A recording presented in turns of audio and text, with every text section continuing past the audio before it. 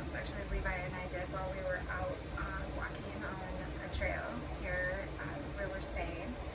And there's a recipe that I was given from a family member years ago for plum ketchup, and it's just a really nice sauce that goes really well with pork, especially. You could eat it with probably duck and other things like that, but I'd never seen these plums before, and grabbed a few, took pictures of the tree, and went home, researched them, and then tasted them, and they were wonderful. So I'm going to use these plums to make that plum ketchup. Here we go. Alright, so I have already started cutting up some of these plums here. I'm just cutting them in half, pulling the pit out, and I have this right now just kind of on a low heat just to start cooking the plums. For this recipe, you want to use about 5 pounds of plums, which is quite a lot, but it really does cook down quite a bit. And as you can see, there's a lot of spots on these plums, but that doesn't keep me from using them. They're perfectly delicious. There's no bug damage at all, and the best part is that these were free. We found them growing wild on a walk. Now, because this recipe has been handed down, I unfortunately cannot share all the ingredients that go into it. But if you search, online, Google it, you'll find lots and lots of recipes for something similar. And I'm sure they'll all be quite delicious. I'm also going to save a lot of these pits because these plums are so delicious, and I have never seen these before, not even in a store. I am going to try and grow this tree next spring from these pits. So from what I read, because I've never tried this before, but you can make that happen.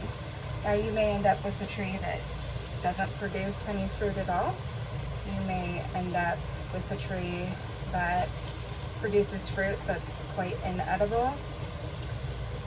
You may also get a tree that grows fruit just like what you found, and also you may grow one that produces fruit that's even better than the ones you originally found. So I am up for a challenge, and so I'm going to save quite a few of these pits and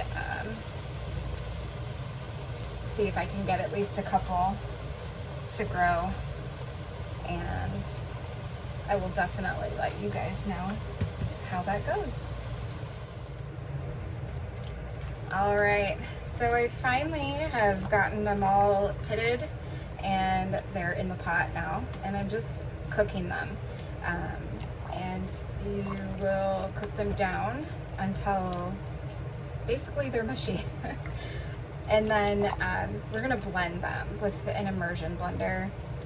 And then we'll add all of our other secret ingredients, cook it down a little bit further to whatever consistency that it is that you like. And then you can either freeze them or you can water bath can. And I'm gonna water bath these today just because I don't have the freezer space in our trailer. This is gonna be, I know that this is you guys.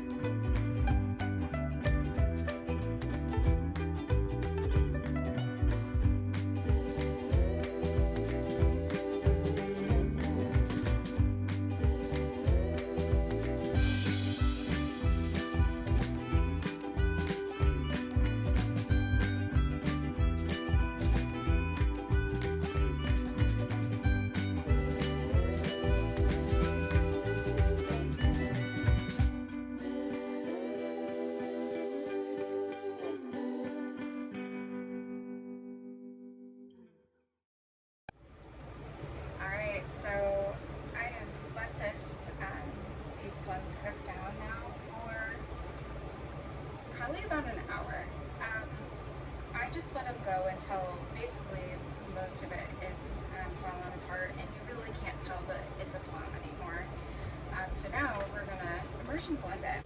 Be really careful though, because this is extremely hot.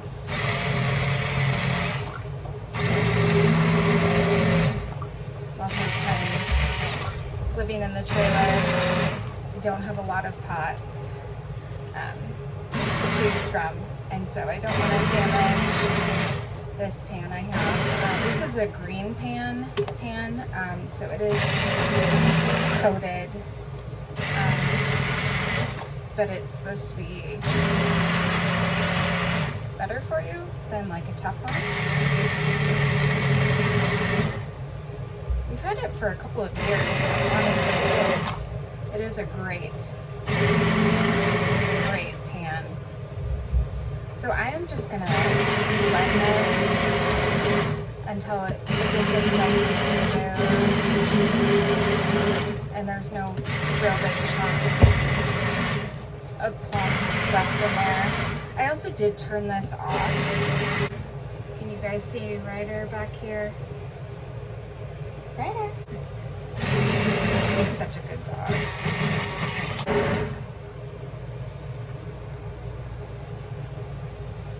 Alright.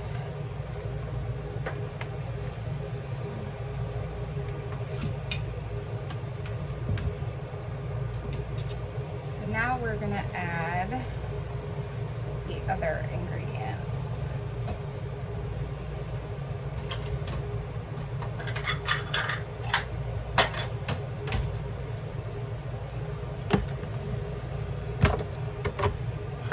We're going to add sugar,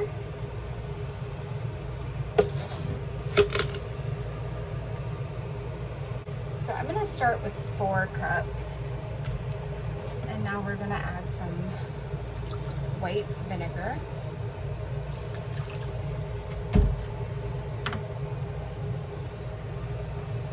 I'm going to give that a stir,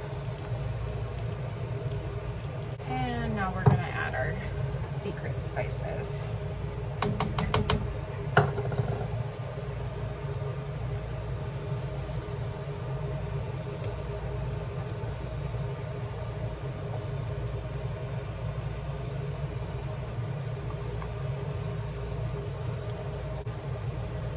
So I'm going to turn this back on and just cook it down to the consistency that I like.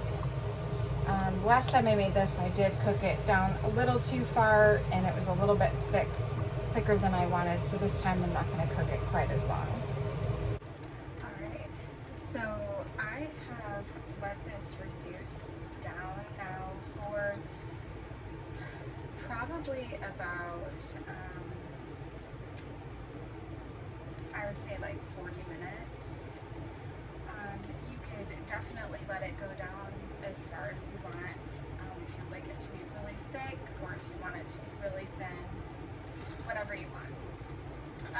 This is thin, but the last time I made it, I reduced it way too much, and it was more like a paste, and I really want it to be more like a pourable sauce this time. So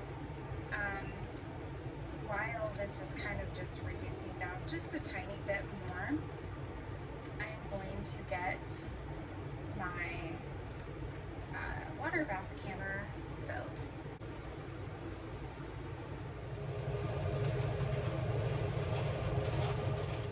Alright, so I just got my, well, this is actually a pressure canner. It's a Presto pressure canner, but I'm using it as a water bath canner today. It might take a little time. We're just using our electric cooktop that we have here in the trailer. Get this hot enough to put our jars into, and then we're just going to process it for 10 minutes, and then we'll be able to enjoy it later. Alright, so it's probably been about 10 minutes, and I'm still waiting for the water to boil. in the canner. Honestly, the electric burner cooktop was one of the best purchases we made when we moved into the RV full time, but it does take quite a long time for it to get anything hot. So I'll keep you guys up to date here when we finally get going. All right, so I have my jars cleaned and ready to go. The water bath canner is also ready, and we're gonna get the jars filled. Now, being on the road full time, I had to pick and choose some of the things that we have. And when we stopped in Michigan to grab our things, I didn't think to grab all of my canning supplies. So grabbed my jars and then grabbed my pressure canner, but I forgot to grab my jar lifter and those kinds of things. So we're gonna make do with what we have.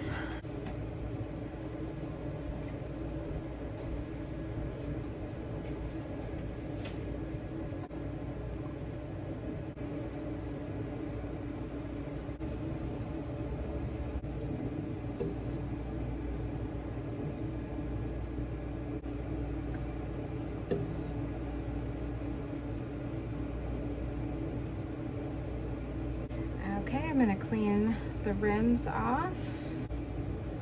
Put these clean lids on.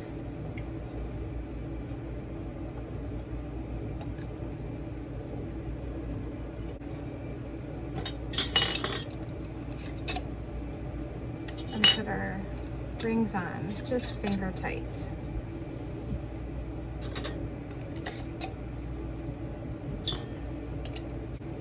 Now I do have quite a bit of sauce left in the pan, but what I think I'm gonna do is just put that into a jar and put it right in the fridge to use right away.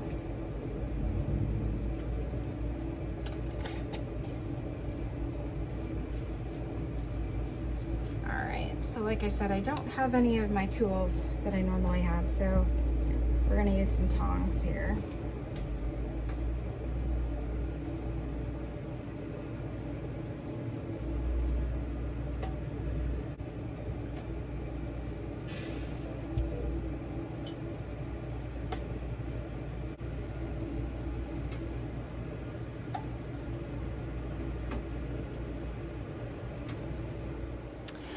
So while we've been making this sauce, we got the grill going and we've got some yummy grilled chicken breast. Honestly, it's hot today, and because I'm doing all of this cooking on our cooktop, we're trying to avoid using the air. We are connected to the grid, but it can only handle so much. So using the cooktop, we have our ice maker going all the time, we have our refrigerator, things like that. Like, we have to be kind of careful on how much we have going at the same time. But yeah, so we use the grill whenever we can.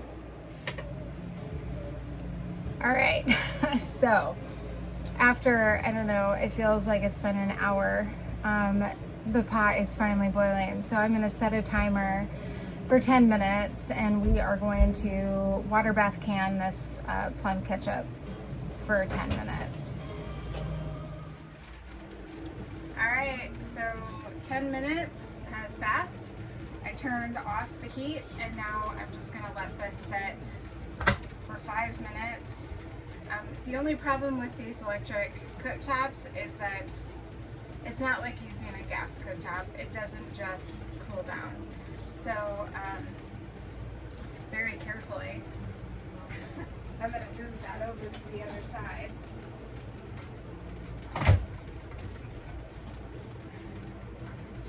Oh my goodness. We're going to take the top off.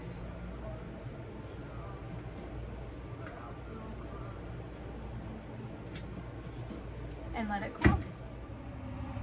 All right, we're gonna take these out of the water bath canner. I'm gonna try to be really careful since I don't have the proper equipment.